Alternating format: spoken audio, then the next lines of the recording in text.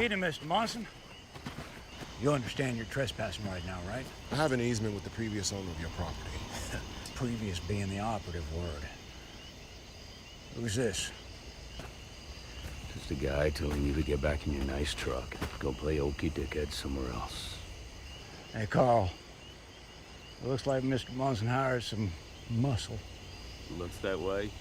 He's a friend of mine. Friend with a big mouth. I hear that a lot. And you probably hear this, too. More than I'd like.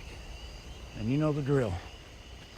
I'm gonna count to 3, and you're gonna start walking away. I got rights to this one. 1. I have a lawyer now. 2. 3. You all right, boss? You know the drill. Get the hell out of here.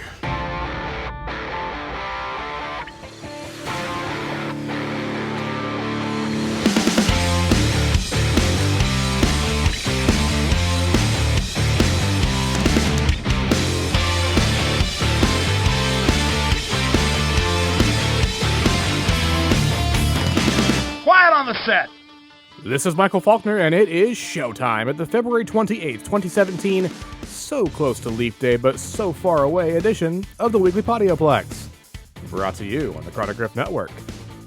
This week's birthdays include Kate Mara from House of Cards, Sarah Bolger from Once Upon a Time and Agent Carter, Ali Larter from the Resident Evil series, Jensen Ackles from Supernatural, director Ron Howard, current James Bond actor Daniel Craig, Jurassic World's Bryce Dallas Howard, Catherine O'Hara, Kate McAllister from Home Alone, and hidden away with a Leap Day birthday, friend of the show Michael Bailey of the Views from the Long Box podcast.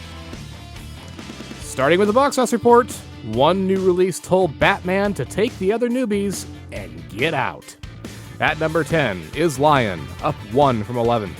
At number 9 is Split, down 2 from 7th. At 8 is La La Land, up 1 from 9th with a small award season bump. In 7th is Hidden Figures, down 1 from 6th. And finishing up this week's bottom 5 is Fist Fight, down 1 from 5th. The top 5 this week begin with 50 Shades Darker, down 3 from 2nd with $7.8 million toward a $103.7 million total. In 4th place is The Great Wall, down 1 from 3rd with $9 million and a total of $34.8 million. In 3rd place is John Wick Chapter 2, up 1 from 4th with $9.4 million to a total of $74.8 million. In 2nd is last week's winner, the Lego Batman Movie, surrendering the throne after 2 weeks with $19.2 million and a total of $133.2 million. In 1st place is Get Out, solidly beating both Rock Dog and Collide, which came in at 11th and 13th respectively. Get Out picked up $33.4 million on a budget of $4.5 million and has a good solve for writer and director Jordan Peele after last year's burn, Keanu. In fact, this film not only beat Keanu's opening weekend take, but it also beat Keanu's lifetime domestic gross in one weekend. Audiences dug Get Out with an A-, and critics were quite happy with a 99% positive reception. Let's close out the box office report with a look at what was winning in years gone by. 5 years ago in 2012, The Lorax took number 1 with $70.2 million.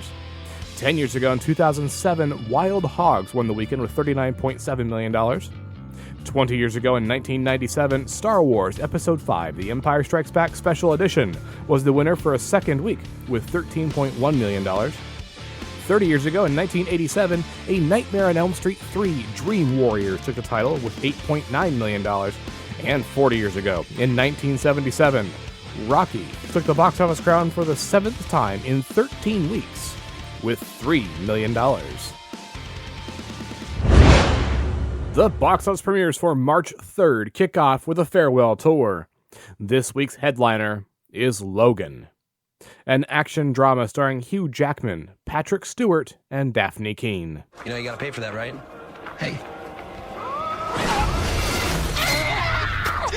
Not okay. Logan, she's very much like you. She can be better. Than me? Yes. In the near future, a weary Logan cares for an ailing Professor X in a hideout on the Mexican border. But Logan's attempts to hide from the world and his legacy are upended when a young mutant arrives, pursued by dark forces. Parents, remember Deadpool? Same rule applies here, because Logan is rated R. The second title is The Shack, a fantasy drama starring Sam Worthington, Octavia Spencer, and Tim McGraw. You're the Almighty God, right? You know everything. You're everywhere, all at once. And you have limitless power. Yet somehow,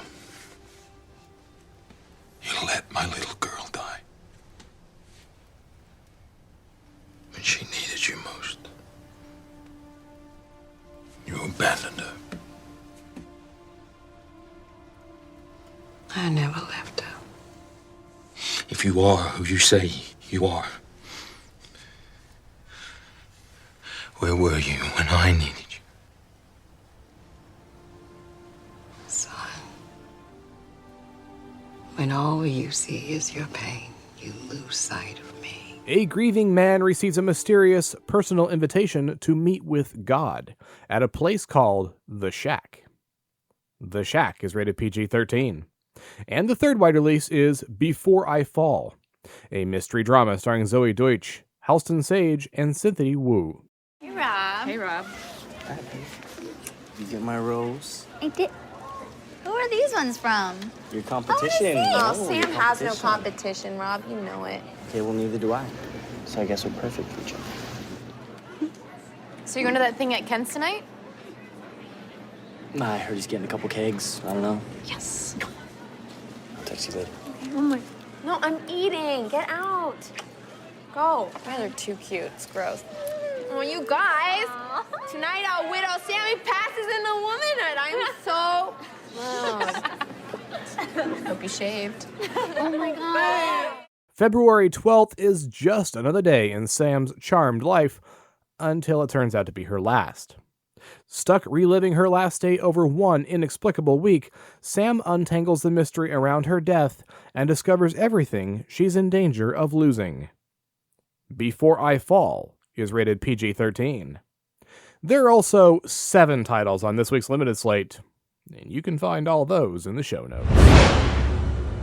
Next up is a look at the home entertainment slate for the week of February 28th, and I'll kick things off with new release on DVD and Blu-ray, and that list begins with Doctor Strange, Chapter 2 in Phase 3 of the Marvel Cinematic Universe, starring Benedict Cumberbatch, Tilda Swinton, and Rachel McAdams. A maimed surgeon finds a new life when a wizard trains him to become the new Sorcerer Supreme of Earth. Oh, the visuals on this movie, they're just amazing. It's hard to believe they did not win an Oscar. Doctor Strange is rated PG-13. The second title is Allied, a drama starring Brad Pitt, Marion Cotillard, and Jared Harris. This film is set in 1942 and follows a French-Canadian spy who falls in love and marries a French agent during a dangerous mission in Casablanca. He is notified that his wife is likely a Nazi spy, and begins his own investigation of her. Allied is rated R. Number 3 is Shut In, a drama starring Naomi Watts, Jacob Tremblay, and Oliver Platt. A woman discovers a terrifying secret about her troubled son. Shut In is rated PG-13. And the fourth title on this part of the list is Moonlight, the Academy Award-winning Best Picture Drama starring Naomi Harris, Mahershala Ali, and Andre Holland. Moonlight tells the story of Kyron, a young man who comes of age during the War on Drugs era in Miami. Set in 3 different time periods, Kyron battles a deteriorating home life and deals with his dawning sexuality. Moonlight is rated R. Swinging by new releases on digital video, I have one title there. That one is Collateral Beauty, a drama starring Keira Knightley, Will Smith, and Kate Winslet. A tragic event sends a New York ad man on a downward spiral. Collateral Beauty is rated PG-13. 1, 2, 3, 4. Moving right along to TV on DVD and Blu-ray, start things there with Fuller House Season 1 from 2016, starring Candace Cameron Bure, Jodie Sweetin, and Andrea Barber. On Fuller House, the revival of ABC's Full House, eldest daughter DJ Tanner is now a veterinarian and a recently widowed mother, trying to raise 3 boys on her own.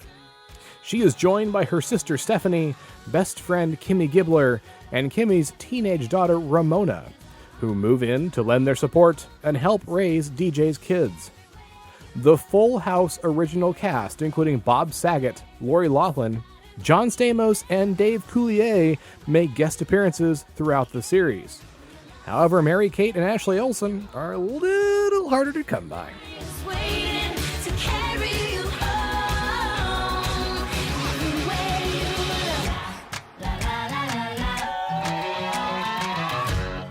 The other TV title this week is A Place to Call Home, Season 4 from 2016, starring Marta Dusseldorp, Jenny Baird, and Brett Climo.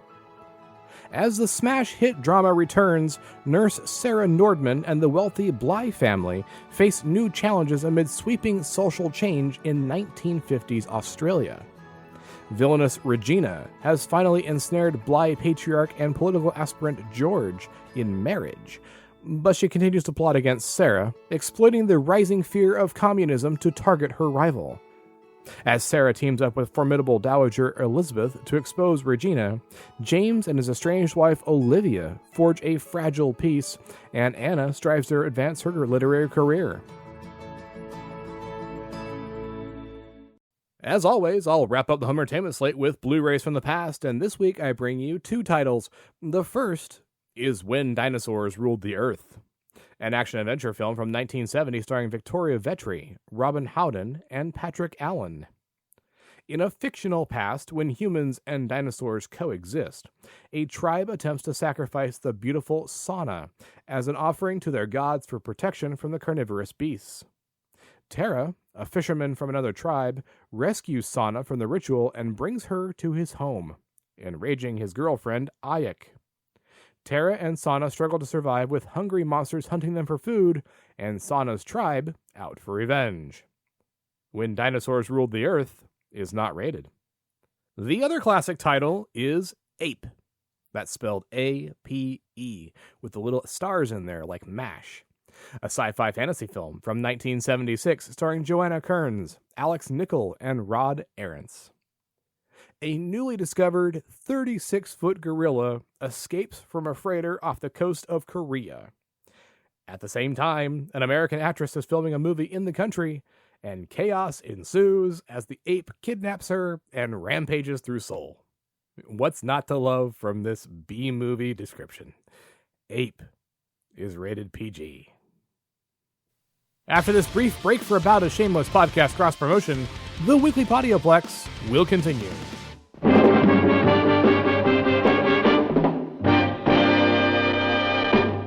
Emergency. Batman speaking. Warning all of you to brace yourselves for big news. The biggest. Tell them, Robin. Holy superlatives, Batman. It's really exciting. Greetings, citizens. Join me, your old bat chum, John S. Drew, on my journey to discover what it is I love about the classic 1966 Batman television series on the Batcave podcast. Each episode, I'm joined by a guest host as we review the classic television series. There's a new episode every 2 weeks.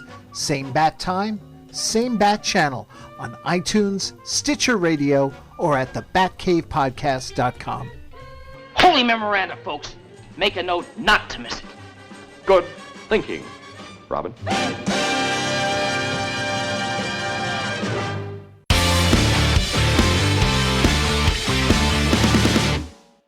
And welcome back to the Weekly Podioplex. I'm Denise with your Quick Flicks.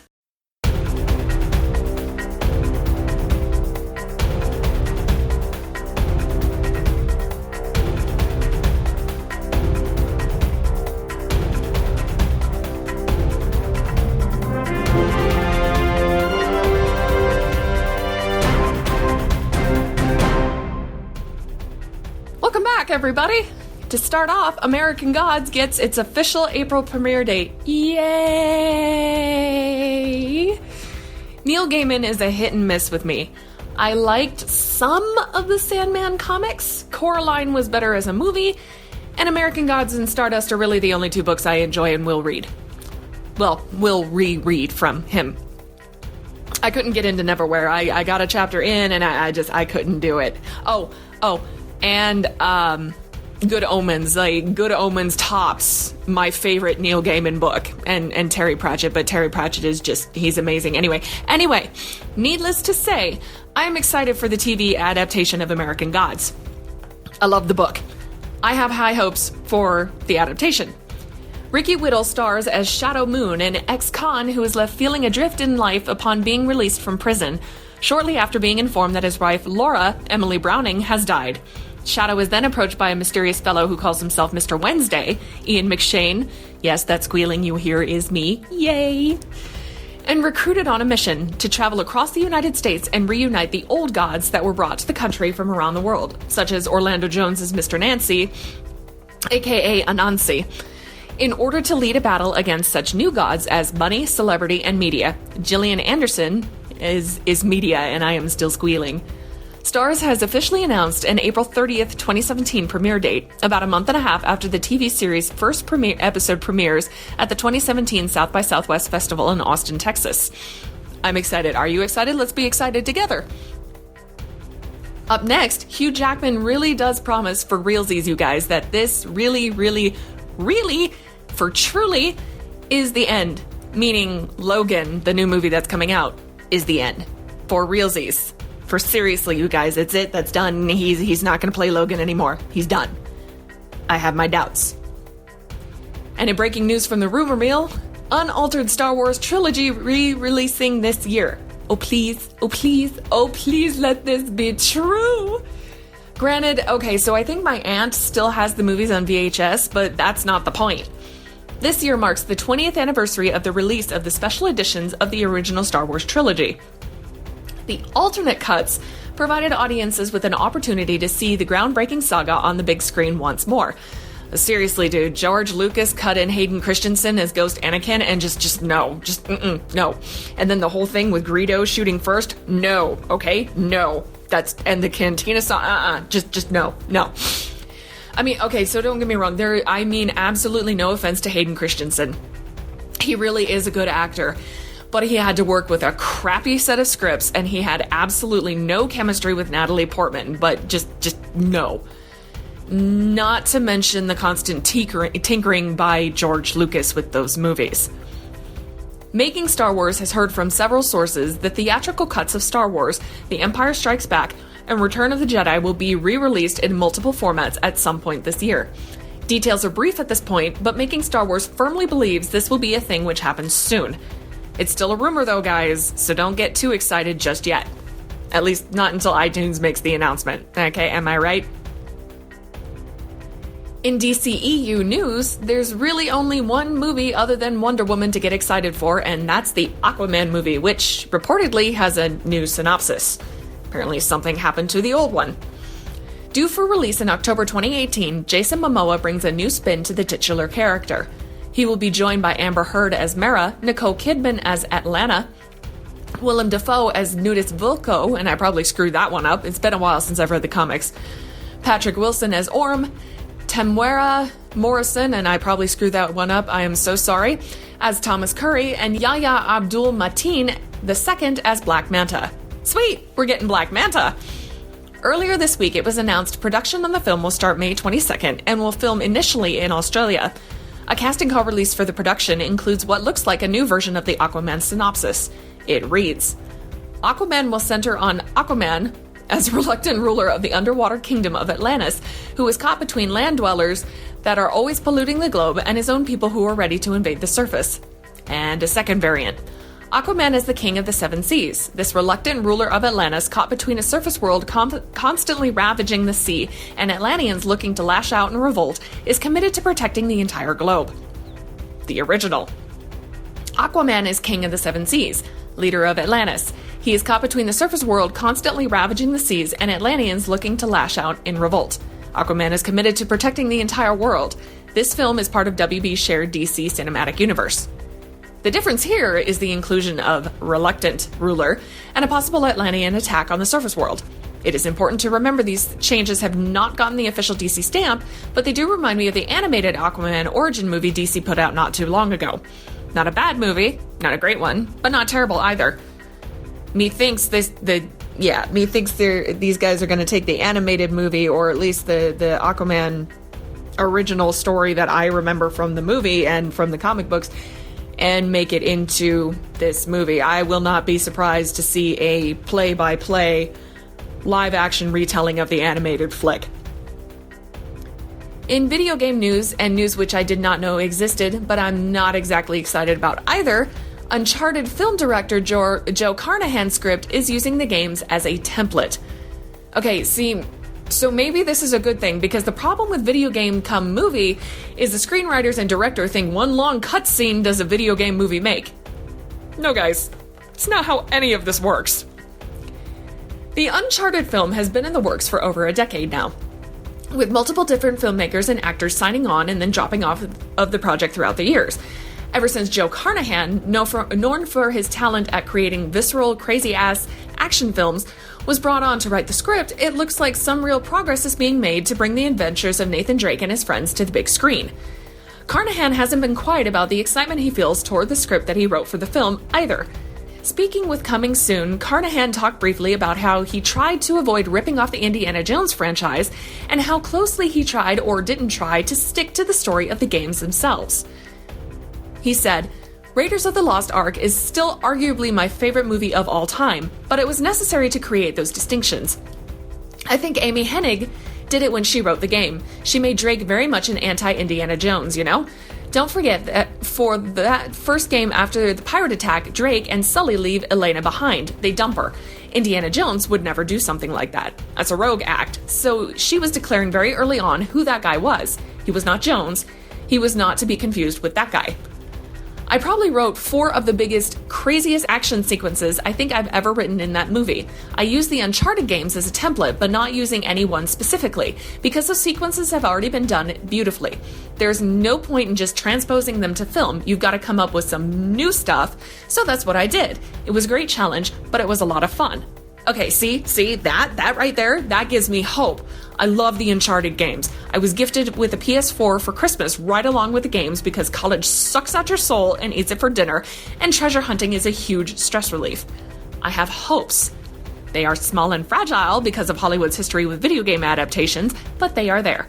And finally, My Entertainment World lists late spring 2017 as the possible commencement for the film's production and Columbia as its location. Cross your fingers, this will be a thing, and it will be a good one. And another video game news, those Mass Effect Cards Against Humanity? Yeah, those are a real thing. BioWare has made it a thing. It's a thing. The exact details of the pack, size, variety, cost, release date, and so on remain unreleased and may reveal the exact scope of the expansion, but it is, most definitely, a thing that is happening and is real. The Weekly Podioplex will keep you posted about when the Mass Effect expansion pack will be made available. And finally, Fargo Season 3 premiere date and full synopsis has been revealed. I am so far behind the times, you guys, I haven't even watched Season 2 yet. Starring Ewan McGregor as Warring Brothers, Fargo's 3rd season once again changes its time setting, jumping to 2010 after the 70s setting of its 2nd season.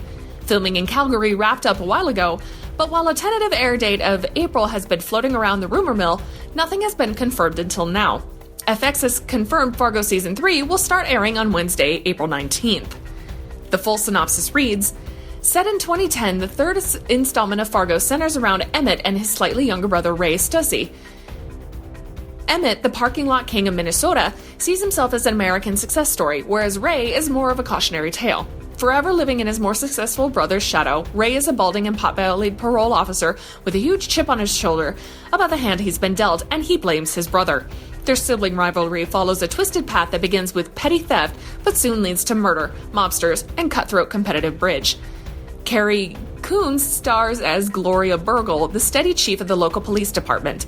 A newly divorced mother, Gloria is trying to understand the new world around her, where people connect more intimately with their phones than with the people around them. Mary Elizabeth Winstead stars as Ray's girlfriend, Nikki Swango, a crafty and alluring recent parolee with a passion for competitive bridge. David Thewlis stars as V.M. Vargas, a mysterious loner and true capitalist whose bosses plan to partner with Emmett, whether the parking lot king likes it or not. Oh, I have so much catching up to do. And that's it for this week. I'll see you guys next time on the Weekly Podioplex. Thank you, Denise. And here we are at the end of February and the end of this week's edition of the Weekly Podioplex. If you want to discuss anything you heard on this week's edition, please take a moment to get in touch. You can visit us at our home on the World Wide Web at chronicrift.com and leave an audio message right there on that website using your microphone, or you can write to weeklypodioplex@gmail.com. Of course, you can still tweet us on Twitter. The Chronic Rift is chronic_rift. The Weekly Podioplex is Weekly Podioplex. Denise is Riley James Keith, and I am Womprat99, like the creature Luke with bullseye in his T-16 in Beggar's Canyon. You can give the Chronic Rift a thumbs up on Stitcher Radio, leave us a 5-star review on iTunes, and you can find the Weekly Podioplex and the Chronic Rift on Facebook and Google+. Take a moment, stop on by, and see what other shows the Chronic Rift Network has to offer. We have Cyborgs, a Bionic podcast, the Batcave podcast, the OSI Files podcast, the G2V podcast, Generations Geek, presenting the transcription feature, the Dan and Travis Show, the Sci-Fi Diner podcast, Doctor Who and Mr. Drew, and so much more. If you have a Roku player, you can also find us there on the Chronic Rift's Roku channel, where you can find episodes of the Chronic Rift's adventures in the 1990s when it was a public access television show on the New York City airwaves. Check us out and find the culture in pop culture. If you're interested in more of my adventures, take a quick trip to my blog, Creative Criticality, where I'm watching every episode of Doctor Who for the first time from the very beginning of the franchise and reviewing those tales in the Timestamps Project. Right now, the blog is beginning the 17th season with the adventures of the 4th Doctor and the Time Lady Romana, and those reviews can be found at creativecriticality.wordpress.com. You can also find Creative Criticality on Facebook. Denise can also be found on the internet at Accessories Not Included, where she talks about her writing, reviews books, and offers her services as a cover designer. If you want a good sample of her artwork, check out Creative Criticality. She designed the logos and she did a fantastic job. Check her out at accessoriesnotincluded.com. If you decide to pick up any of this week's new releases, why not do it through our Amazon store? You get the newest entertainment at Amazon's low prices and high quality service, and each purchase you make at that store supports the Chronic Rift Network. Your support keeps us on the air, and we appreciate your consideration. Look for the links to our best bets and the network store in our show notes, or click the Amazon box on the website. The Weekly Podioplex is a Lucky Shot production and is produced by John S. Drew. On behalf of Denise and John, this is Michael Faulkner. Thanks for listening. Until next time, there are adventures in drama, comedy, and action, worlds to explore in the depths of film. Get some popcorn, find your favorite seat, and I'll see you at the theater.